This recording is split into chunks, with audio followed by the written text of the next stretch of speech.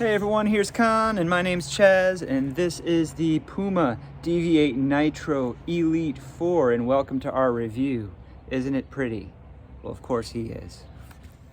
Hey friends, just got home from work, and look what is waiting for me. New fast boy in town. Unboxing right now. Puma Deviate Nitro Elite 4. Yes, so we're gonna go ahead and talk about the specs and features now. It's a really lightweight upper, even more lightweight than the previous version. I think that's where they cut a lot of the weight because it's a very non-elastic, thin, open mesh with a non-gusseted tongue, but it does have a wider tongue with these 3 horns here and just a very minimal amount of padding across the top to avoid any lace bite. The laces are serrated. They're not like deep sawtooth serrated, but they're serrated, so they'll probably do the trick.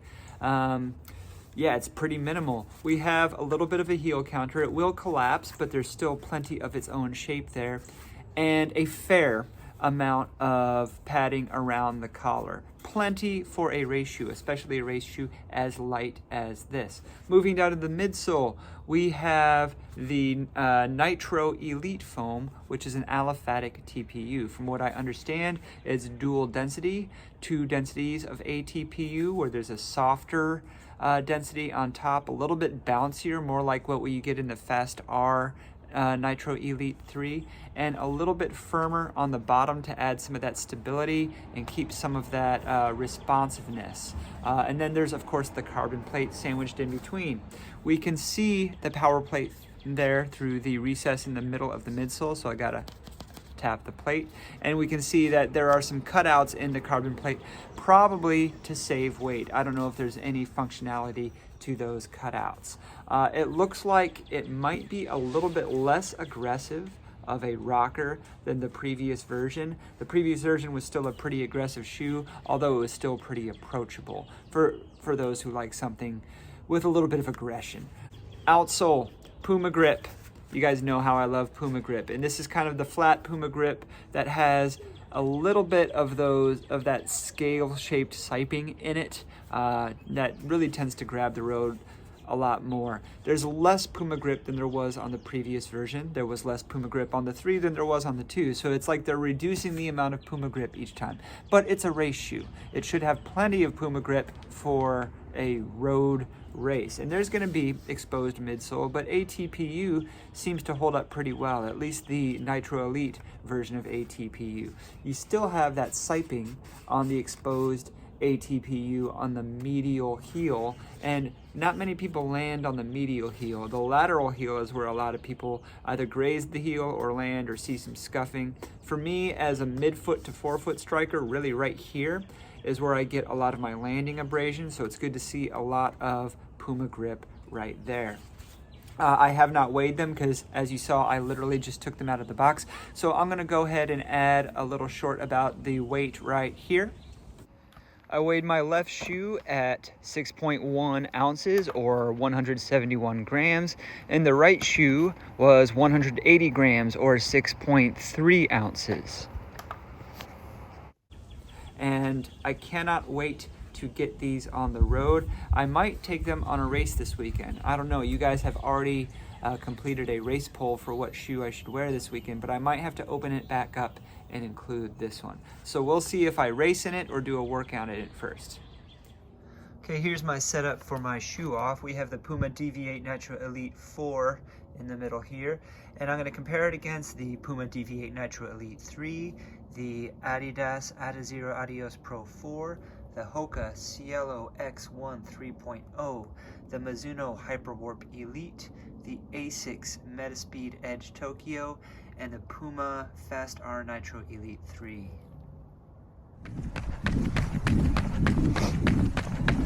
Alright, I have the Puma Deviate Nitro Elite 4 and Puma Deviate Nitro Elite 3.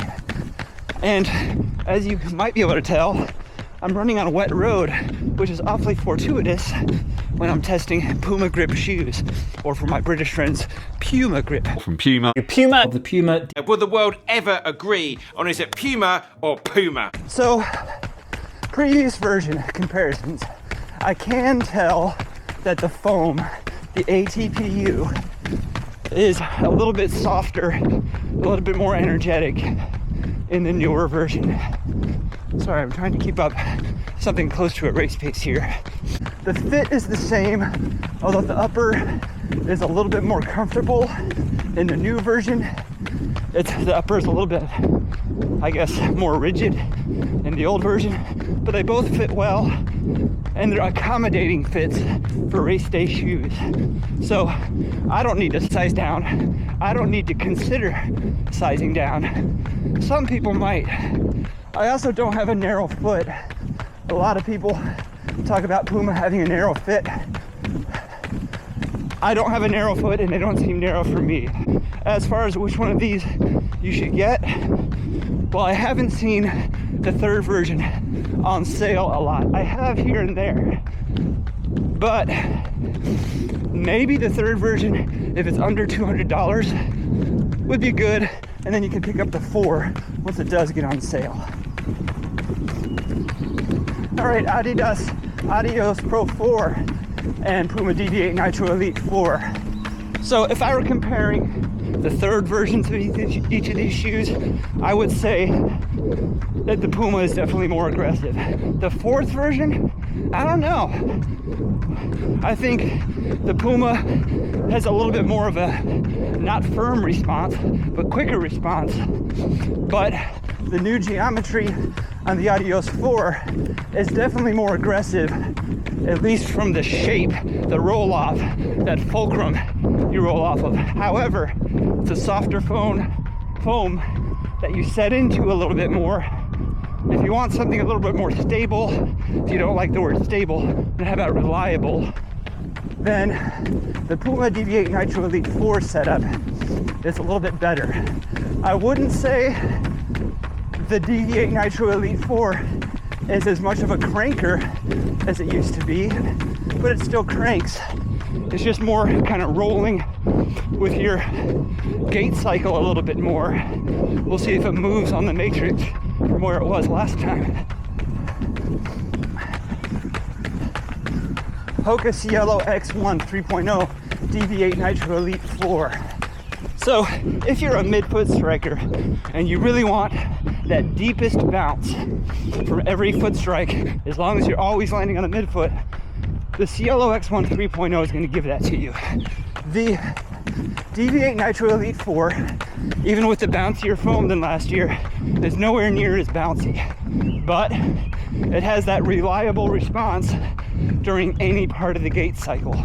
And some racers are moving away from super bouncy and getting back to more of a sane bouncy. I think the Deviate Nitro Elite 4 still has that. The Nitro Elite 4, Deviate Nitro Elite 4, fits better. There's more room, makes me not worry about the late stages of a race as far as my toe room. The Cielo X 3.0 has a tapered toe box where that might come into play. I haven't taken it longer than 2 hours, so I don't know for sure yet.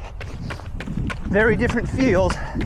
One's more fun right now, but the other one might be more reassuring later. Also, last year it took the Deviate Nitro Elite 3 a few runs to really break in, and it might be the same for the Deviate Nitro Elite 4. All right, Mizuno Hyperwarp Elite and Puma Deviate Nitro Elite 4. These two shoes, I think, very much occupy the same space. They are kind of all-rounders with some crank, some cruise. The response is not exactly the same. They both have dual density foams. In the Deviate Nitro Elite 4, it's 2 densities of ATPU. In the Hyperwarp Elite, it's a PIBA on the top and a supercritical TPEE on the bottom, but they work together well. The weight is similar, especially on foot. I can tell that there's a little bit more give into the midsole in the Hyperwarp Elite, but I'm also a mid to 4 foot striker. It has more stack under the forefoot by a couple millimeters than the Puma, but the Puma has more stack under the heel by a couple of millimeters. As it is right now, the Puma is slightly more stable. The Hyperwarp Elite is a little bit more bouncy, but they compare very well. The price might be the deciding factor. The Puma is $250 in the US, and the Hyperwarp Elite is $275. All right, Metaspeed Edge Tokyo versus the Deviate Nitro Elite 4. So there's a lot of great shoes that the Deviate Nitro Elite 4 is competing with today, and that says something more about the racing shoe segment of the market. If I were to take one over the other right now, it'd be the Edge Tokyo. But you guys know I like the Edge Tokyo and a couple of the other shoes on this list. It's a little bit bouncier, more fun. It is not as stable. When I was doing my little U-turn, my shoe off route is an out and back that I do 6 times. When I was doing the U-turn, the Metaspeed Edge Tokyo was wobbly, not stable at all. The Deviate Nitro Elite 4 has been bang on taking that turn each time today. So if I were considering a course that had a lot of sharp turns, the Deviate Nitro Elite 4 is one of the better choices in my closet. Up there with like the Hyperwarp shoes, like the Hyperwarp Pure, which I haven't brought out today.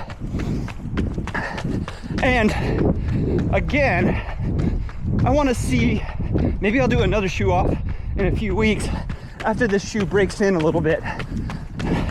Maybe that response will be a little bit more dynamic. All right, I have the Puma Deviate Nitro Elite 4 versus probably its toughest competitor, its own sibling, the FAST-R Nitro Elite 3. And it's funny, now that I have both of the shoes with the ATPU Nitro foam, the Deviate Nitro Elite 4 is coming alive a little bit more than it was versus some of the other shoes. And I think it's because the FAST-R encourages me to be up on the forefoot and pushing off hard. And when I do that, I'm really feeling it from my left foot, which is the Deviate Nitro Elite 4 as well. So it's not that the shoe itself is aggressive like the FAST-R is, but if you are an aggressive runner, the shoe comes alive. And the difference is, if you settle back, then it will provide you some, not support, but reliability. It's not gonna have that extra 5%, 10% that you get for spending the extra $50 for the FAST-R, but it will be more forgiving for sure. My impression is that these shoes aren't supposed to be hierarchical and that one is above the other. They're just supposed to be for different runners or different use case scenarios. And I think a lot of runners can make both work. And if you're worried about the oddity of the FAST-R 3, the Deviate Nitro Elite 4 might be a good consideration. Hey everyone, here's Khan and I'm Chaz, and it is Sunday, February 22nd, and I'm about to go up to Salisbury, North Carolina to do the twice postponed Winter Flight 8K. The weather looks great. It's overcast, it's in the high 40s Fahrenheit, but it's a bit windy, so it actually feels colder than it is. And some of the hills on that course I'll be doing into the wind. So we'll see how I do. It also looks like I'm gonna be running in the Puma Deviate Nitro Elite 4 for its first race. I'll see you on the course. Road up there, they didn't move. Set the mark. Set.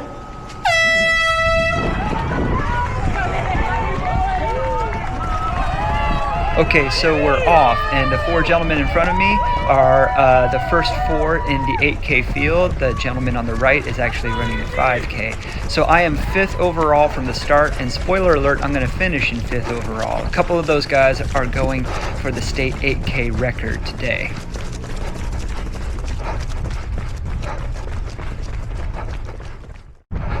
This young man on the right of the screen is Pedro, and he and I shared the first 2,000 meters or so together, and then he decided to pull away from me and gradually pulled more and more away throughout the back end of the race. He beat me by 1.5 minutes.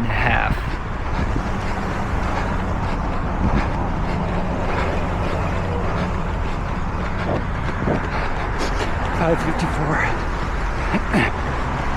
That first mile marker came in 5:54, and there was a good bit of uphill. There are a lot of long, grinding uphills on this AK course.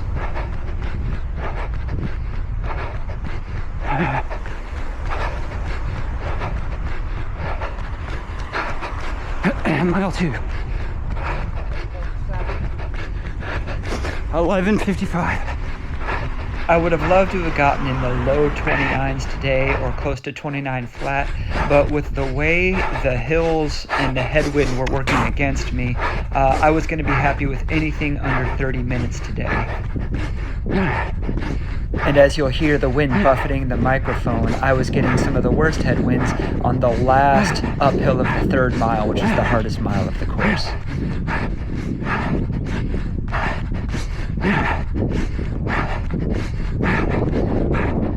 Oh.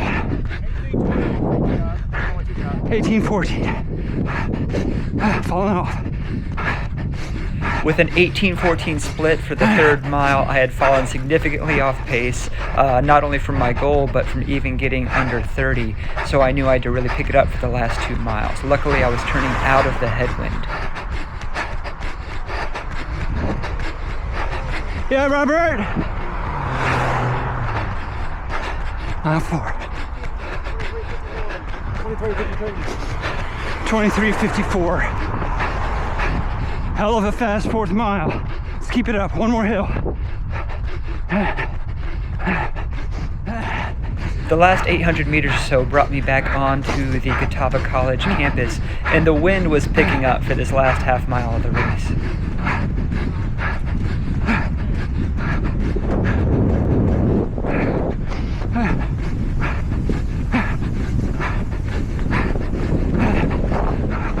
Holy shit.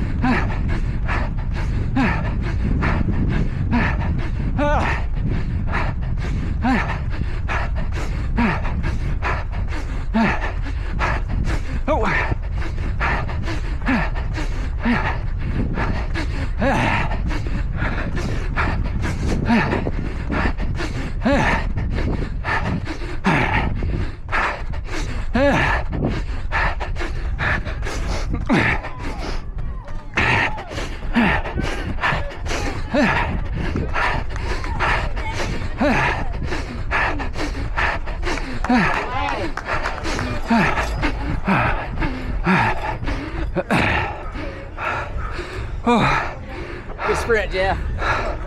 I think it was 29:35. I would have liked a little bit faster. I think that's an official PR for 8K. I think I've run the distance faster before, but in an 8K official race. Yeah, I'll do a shoe talk about the Puma Deviate Nitro Elite 4. Okay, so we'll do a quick shoe talk, and I'll try and make it really quick because this video is starting to get pretty long.